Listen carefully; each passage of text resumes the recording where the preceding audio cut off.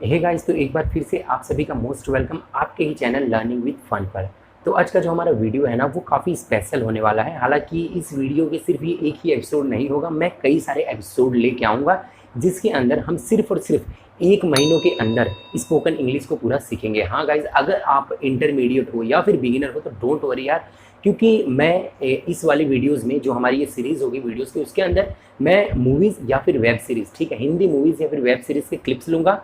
वो क्लिप्स देखने के बाद हम वही पर्टिकुलर हिंदी सेंटेंसेस को इंग्लिश में ट्रांसलेट करने की कोशिश करेंगे। और मैं तुम्हें इतने सिंपल सिंपल टेक्निक बताऊंगा ना, तो तुम भी सोचोगे यार इंग्लिश तो बहुत ही आसान है। ठीक है, चलो तो आज के इस वाले वीडियो को हम देखेंगे और कोशिश करेंगे कि इन हिंदी सेंटेंसेस को हम इंग्लिश में ट्रांसलेट करें। उम्मीद करिए मैं आपको 1 महीनों के अंदर ही इंग्लिश सिखा दूंगा, मेरे ऊपर आप भरोसा रखिए। और अगर चैनल पे नए हो गाइस तो प्लीज़ चैनल को सब्सक्राइब कीजिए, और ये जो मेरे सीरीज़ ऑफ एपिसोड्स आने वाले हैं वीडियो के, तो प्लीज़ इसको शेयर कीजिए जिससे कि और भी इंग्लिश लर्नर्स को मदद मिल सके। ठीक है, चलो तो इस वीडियो को चालू करते हैं।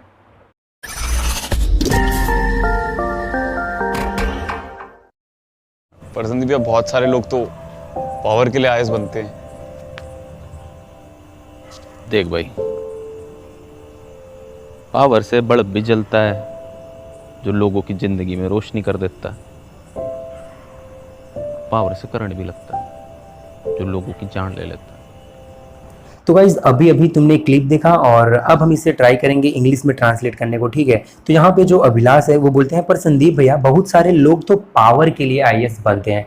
ठीक है, तो इसे इंग्लिश में कैसे करेंगे? देखो यहाँ पे पर बोलते हैं ना, पर संदीप भैया, बट संदीप भैया many people want to be an IAS for power. Oh guys, it's very easy, and there is also another way. It's not only the way to try to translate this Hindi sentence in English. There is also one more, and it's something like but Sandeep bhaiya, ठीक है, but Sandeep bhaiya, many of us becoming an IAS for power. Okay, it's also the another way. You can go either way, like there is also 1 number and 2 number. You can select anyone to speak in English. Okay guys, so just move on the next. What here Sandeep bhaiya replies. Sandeep bhaiya says, power से bulb भी जलता है जो लोगों की जिंदगी में रोशनी कर देता है। पावर से करंट भी लगता है जो लोगों की जान ले लेता है। वाह यार गाइस, ये तो बड़ा ही मतलब एक अच्छा हिंदी सेंटेंस था जिसको मुझे काफी अच्छा लगा। ठीक है, तुम भी कमेंट सेक्शन में बताना कि तुम्हें कैसा लगा। अभी यहाँ पे बोलते हैं पावर से बल्ब भी जलता है। ठीक है, पहले हम इसे ट्रांसलेट करेंगे, बाद में हम आगे वाले सेंटेंस पे जाएंगे। Let's translate this one. Power से बल्ब भी जलता है, power makes bulb glow. Okay guys, this is the proper translation of this particular Hindi sentence. क्योंकि गाइज देखो, यहाँ पे जलता है तो तुम यहाँ पे फायर नहीं बोल सकते हो। ठीक है, यहाँ पे ऐसे नहीं बोल सकते हो power fires the bulb. It's a totally wrong and it's totally inappropriate. Okay guys, you got to say something like power से बल्ब भी जलता है, that means power makes the bulb glow. देखो यहाँ पे गाइस तुमने सुना होगा, जो बल्ब है ना वो कभी भी ग्लो करता है। ओके, लाइक व्हेन बल्ब जब जलता है ना, हम उसे इंग्लिश में बोलते हैं दैट समथिंग इज ग्लोइंग। ठीक है, अगर कुछ चीज जल रहा है तो it's in English it is said glowing. ठीक है, अभी यहाँ पे क्या आता है? जो लोगों के जिंदगी में रोशनी देता है। ठीक है, अभी इसे कैसे हम ट्रांसलेट करेंगे, चलो वो देख लेते हैं। Which brings. ठीक है, देखो यहाँ पे जो लोगों के जिंदगी में रोशनी कर देता है, जो यानी कि यहाँ पे लाइट। ठीक है, तो लाइट को भी हम उसका प्रोनाउन लेते हैं और उसे बोलेंगे which brings light in people's life, लोगों के जिंदगी में। ठीक है, पोजीशन की बात हो रही है तो यहाँ पे पीपल के साथ एपोस्ट्रॉफी एस लगता है। ठीक है, जब जब हम पोजीशन की बात करते हैं, for example my father's name, आपने सुना होगा ना, मेरे पापा का नाम, माय फादर्स नेम। तो इसी तरह ये भी है, पावर से बल्ब भी जलता है जो लोगों की जिंदगी में रोशनी देता है। Power also makes bulb glow which brings light in people's life. ठीक है, ये हो गया। चलो अभी पावर से करंट भी लगता है जो लोगों की जान ले लेता है।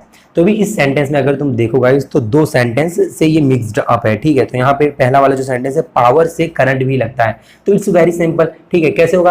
Power gives off the current. यही होगा ना यार गाइस, अगर कोई चीज कुछ देता है ना तो हम वहां पे गिव्स ऑफ करते हैं, यानी कोई चीज देना। ठीक है, तो यहाँ पे क्या होगा?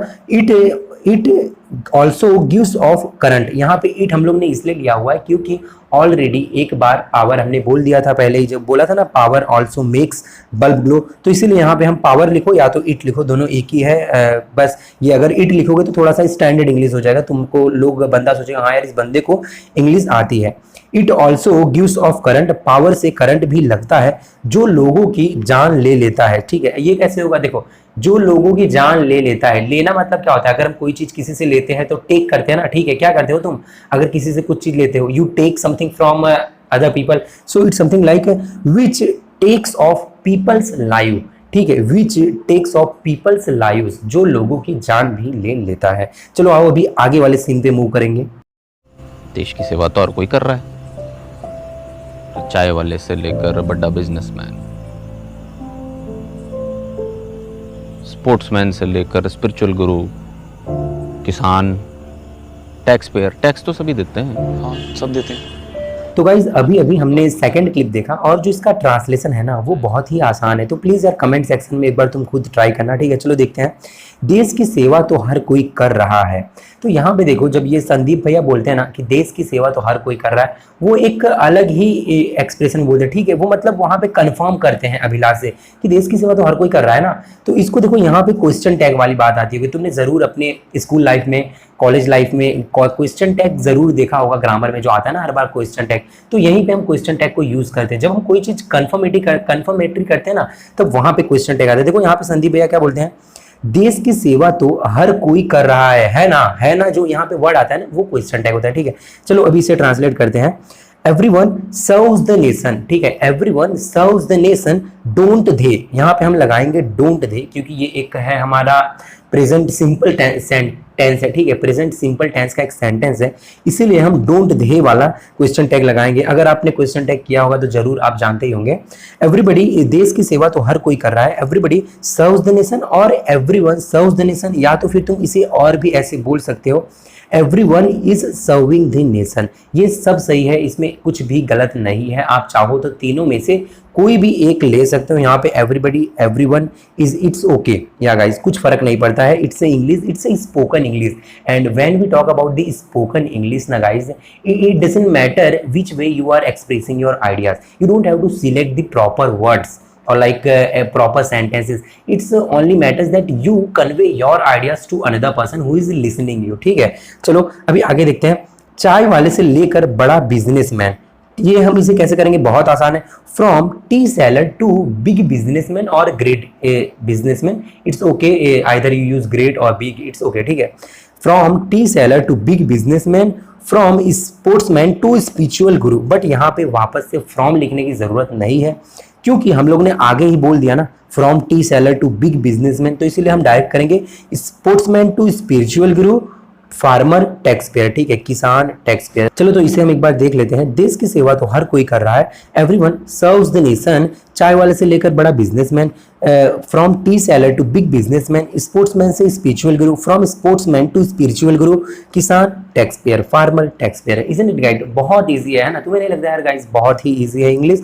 अगर तुम यार मेरे साथ जुड़े रहोगे ना गाइस, तो मैं वादा करता हूँ मैं तुम्हें यार महीनों के अंदर ही पूरा फर्राटेदार इंग्लिश सिखा दूंगा।